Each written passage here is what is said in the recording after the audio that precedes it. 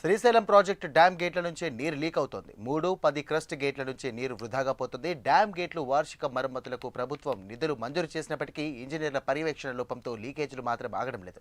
గేట్లకు అమర్చినటువంటి rubber steels దెబ్బతినడంతో నీరు leak అవుతున్నట్లుగా తెలుస్తోంది. అయితే ఈ ఏడాది జలాశయానికి ముందస్తుగా వరద రావడంతో పనులకు ఆటంకం ఏర్పడిందని, త్వరలోనే రబ్బర్ సీల్ను మార్చడానికి చర్యలు తీసుకుంటామని అధికారులు తెలియజేశారు.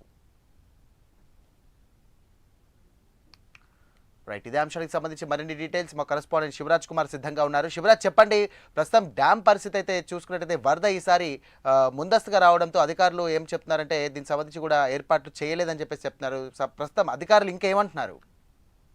అయితే ముఖ్యంగా శ్రీశైలం డ్యామ్ నుంచి లీకేజ్ ద్వారా నీరు వెళ్లడం ఇది రెండోసారి అని చెప్పుకోవచ్చు. ఏదైతే గత ఏడాది తుంగభద్ర జలాశయం గేట్ కొట్టుకుపోవడంతో ఎప్పుడైతే శ్రీశైలం అధికారులు తరచూ ఏదైతే శ్రీశైలం డ్యామ్ క్రస్ట్ గేట్లను తెరిచి మూస్తూ ఉంటారు. అయితే అనుకోని విధంగా ఏదైతే వరద ప్రవాహం ఎక్కువగా ఉండడం, దాదాపు 2 నెలల నుంచి శ్రీశైలం డ్యామ్ గేట్లు ప్రతి వారానికి ఒకసారి తెరవడం ముయ్యడం చేస్తున్నారు. అయితే ఈ క్రమంలోనే 3 అలాగే 10వ గేట్ లో లీకేజ్ ని గుర్తించడం జరిగింది. అయితే 2 నెలల క్రితం ఏదైతే డ్యామ్ పర్యవేక్షణ అధికారులు మరమ్మతులు చేపట్టడం జరిగింది. అయితే 2 నెలల తర్వాత మరోసారి ఇప్పుడు డ్యామ్ గేట్ల నుంచి లీకేజ్ గా ఏదైతే వరద నీరు కిందికి వృధాగా వెళ్తున్న ఘటన ఇప్పుడు మనం చూడొచ్చు. ముఖ్యంగా ఏదైతే డ్యామ్ అధికారులు ప్రతిక్షణం ఏదైతే ఈ క్రస్ట్ గేట్లను పర్యవేక్షించాల్సి ఉంటుంది. అయితే అధికారులు తూతు మంత్రంగా పర్యవేక్షణ చేస్తుండడంతో ఈ విధమైన ఘటన జరుగుతుందని చెప్పి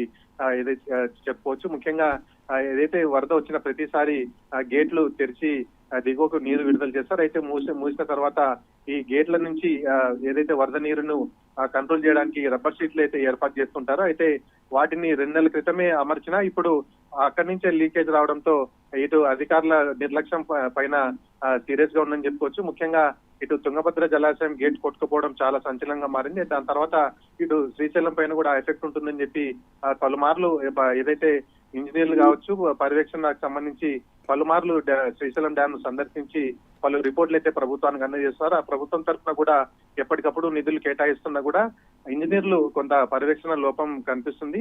ఇంజనీర్లు కూడా ఎప్పటికప్పుడు పర్యవేక్షణ చేస్తున్నా కూడా ఎక్కడో ఒక లోపం జరిగే ఈ విధమైన లీకేజ్లు అయితే డ్యామ్ కు తప్పడం లేదు. తీసుకోవాలని చెప్పి ప్రభుత్వం నుంచి కూడా ఒత్తిడినట్టు తెలుస్తుంది. Thank you Shivraj Kumar.